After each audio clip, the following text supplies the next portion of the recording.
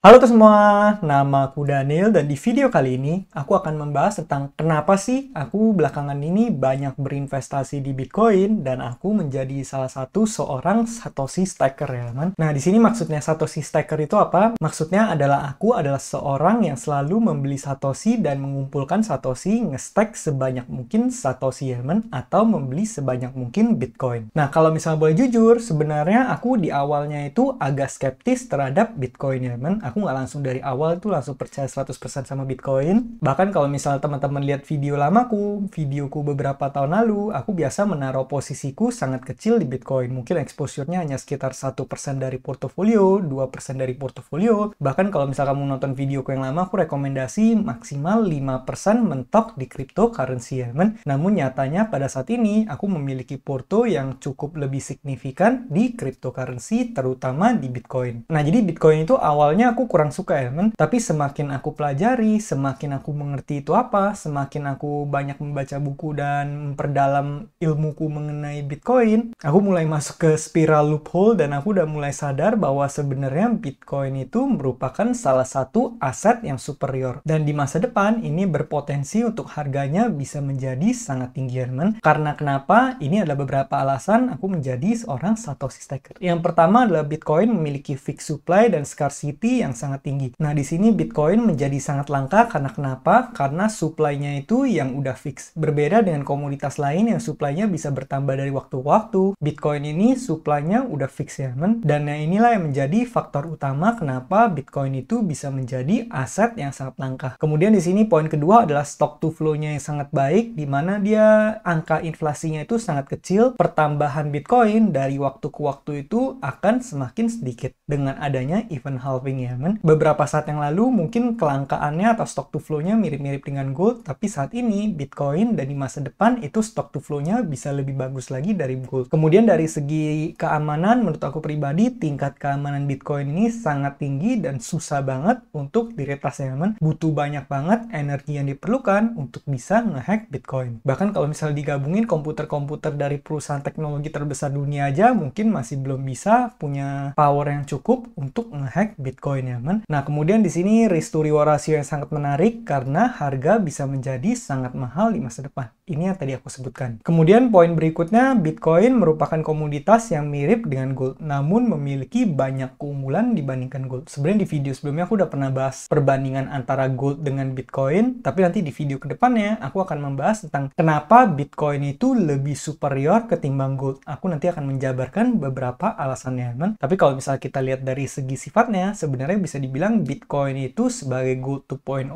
atau gold digital. Karena sebenarnya secara sifat itu mirip ya, men. Nah, bahkan di sini kalau misalnya aku skip ke berikutnya, di sini juga salah satu bank terbesar di dunia yaitu ICBC. ICBC itu bank paling besar di dunia dan nggak mungkin lah analis mereka sembarangan ya, men. Dan mereka berani mengucapkan satu hal ini. Apa yang mereka ucapkan? Mereka berkata bahwa Ethereum itu digital oil atau minyak, kemudian Bitcoin itu adalah digital gold. Kamu bisa lihat di sini bahkan bank terbesar dunia berani mengklaim seperti itu ya, men. Bitcoin memang sangat mirip dengan gold, dimana stock to flow-nya bagus, dari segi kelangkaan juga bagus, dan ini merupakan salah satu komoditas yang sangat valuable. Tapi bahkan Bitcoin punya banyak kelebihan dibandingkan gold. Nanti aku bakal bahas di video berikutnya. Kemudian di sini juga menurut aku pribadi, Bitcoin itu sifatnya bahkan juga mirip dengan properti. Karena kenapa? Properti itu kan dari waktu ke waktu harganya selalu naik. Bukan propertinya naik, tapi tanahnya yang selalu naik. Karena di muka bumi, jumlah tanah ya bakal hanya segitu aja, men. Jumlah tanah itu terbatas, jadi seiring bertambahnya demand, seiring bertambahnya populasi manusia, makin banyak manusia yang butuh tempat tinggal, otomatis tanah akan semakin bertambah harganya. Demand-nya naik, supply-nya tetap, otomatis harga naik. Nah, ini sama juga dengan Bitcoin, karena kenapa? Karena kita balik lagi ke yang pertama tadi, yaitu Bitcoin supply-nya itu fix. Berbeda dengan komoditas-komoditas lain, atau misalnya berbeda dengan fiat money yang bisa diprint kapanpun out of thin air, Bitcoin nggak bisa ya, men. Jumlahnya hanya akan mentok di sekian. Dan itu pun belum dikurangi Bitcoin yang hilang, Bitcoin yang dipegang institusi besar, Bitcoin yang dipegang oleh whale, yang mereka yang udah nggak bakal ngelepas lagi. Jadi sebenarnya Bitcoin itu jumlahnya sangat terbatas dan secara kelangkaan sangat langka ya, men. Nah, kemudian Bitcoin ini juga merupakan teknologi canggih di masa depan, dimana ini sangat ideal untuk dijadikan sebagai store of value ya, men. Apalagi kalau misalnya di masa depan nanti adopsinya semakin tinggi,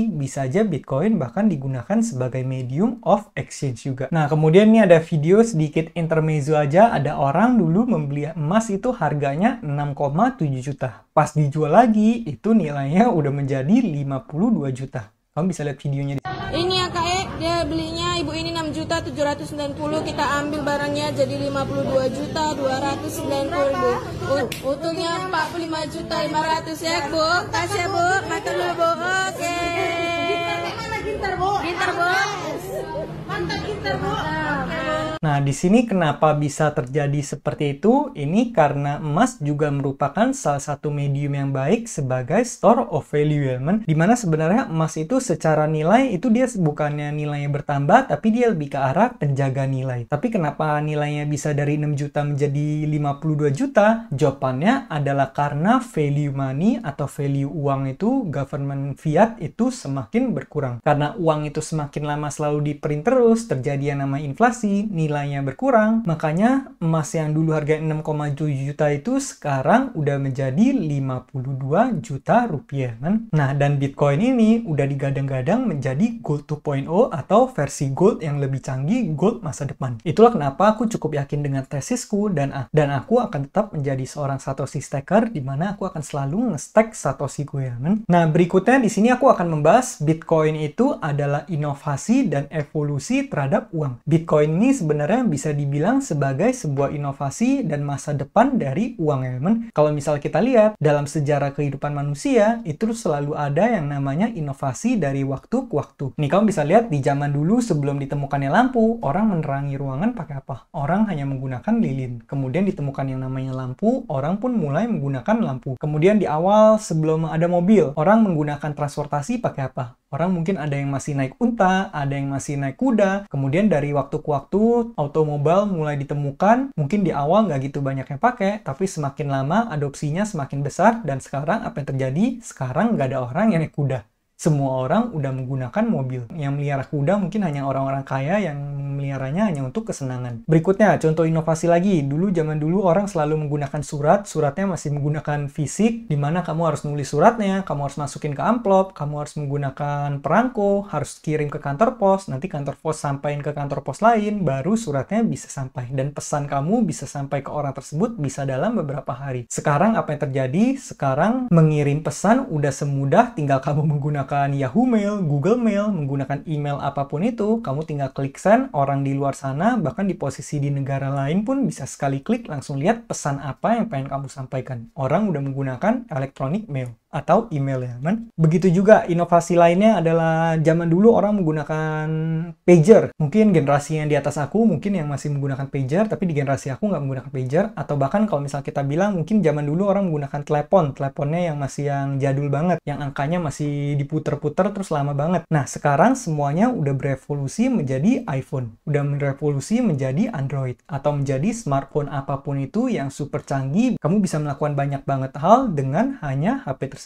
Kamu bisa main game, kamu bisa ambil foto, kamu bahkan bisa membaca email, kamu bisa pakai buat kerja, bisa buat bikin video, bisa buat ngerekam, bisa buat pesan makanan online, bisa juga buat telepon dan SMS seperti gunanya pager, dan semuanya hanya dalam genggamanmu. Lagi-lagi apa? Lagi-lagi itu terjadi yang namanya evolusi, ya men. Berikutnya, evolusi dari koran apa? Di zaman dulu orang kalau misalnya pengen mendapatkan suatu berita tertentu, mungkin dia baca koran, dia baca majalah, baca tabloid, dan sebagainya. Di zaman sekarang, bahkan kamu udah nggak perlu koran, kamu hanya menggunakan komputer kamu bisa ke website, kamu udah bisa baca semua berita yang kamu perlukan. Dan yang terakhir, Bitcoin itu apa? Bitcoin itu sebenarnya adalah sebuah evolusi dari uang. Ini adalah uang dari masa depan. Dimana Bitcoin ini lebih superior ketimbang uang dari banyak aspek, ya men. Mungkin sekarang orang masih nggak gitu percaya, tapi nanti dari waktu ke waktu, semakin adopsinya tinggi, itu Bitcoin bisa mengalami kelonjakan harga yang gila-gilaan. Jadi bagi orang yang udah mulai berinvestasi Bitcoin dari semenjak awal, ya otomatis profit yang akan didapatkan akan semakin besar. Apalagi yang udah beli dari 5 tahun lalu, yang udah beli dari 10 tahun lalu, yang udah beli dari awal, itu kenaikan network mereka pasti akan menjadi sangat besar, ya men. Nah, tapi sayangnya apa? Sayangnya yang terjadi dari semua inovasi ini, inovasi itu nggak bakal bisa langsung diterima. Pas di awal, pas orang pertama kali baru menemukan lampu, apa kata-kata masyarakat? Orang pasti berkata, lampu nggak bakal bisa. Dan masih banyak orang yang menggunakan lilin. Istilahnya mereka bilang lampu nggak akan berfungsi. Tapi apa yang terjadi?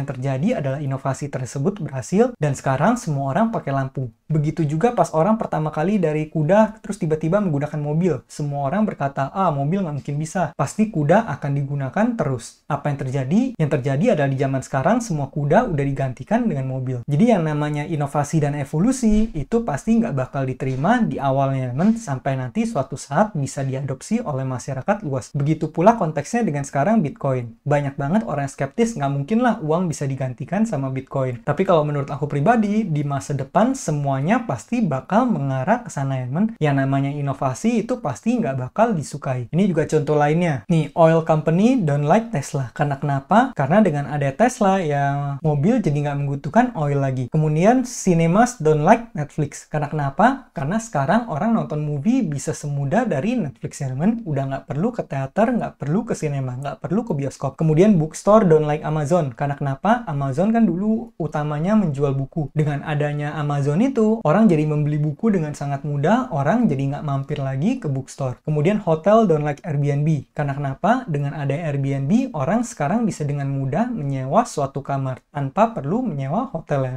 Kemudian taksi don't like Uber. Karena kenapa? Karena dengan adanya Uber ini tentunya bisa mendisrupsi taksi. Mungkin demand dari taksi yang offline itu bakal berkurang. Karena sekarang semua orang pesan apa-apa, pesan taksi hanya menggunakan Uber, Gojek, atau apapun itu ya. Nah, sekarang sama halnya dengan Bitcoin. Karena Bitcoin itu adalah sebuah hal yang baru, ini adalah revolusi dari uang, ya otomatis di awalnya bakal banyak yang nggak suka, bakal banyak yang berusaha untuk bring Bitcoin down ya, Tapi pada nyatanya setelah belasan tahun sampai saat ini, Bitcoin masih berdiri dan tangguh.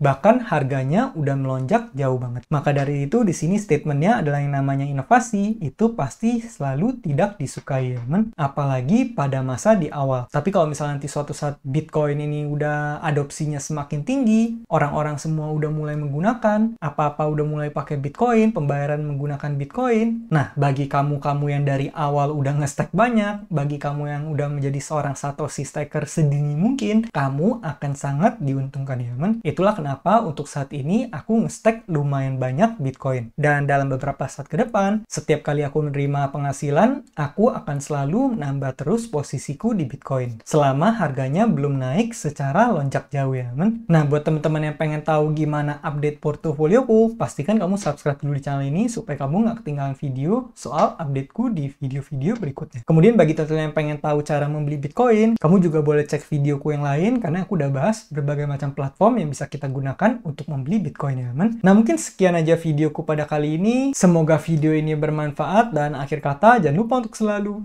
invest yourself. Sampai jumpa di video berikutnya. Bye!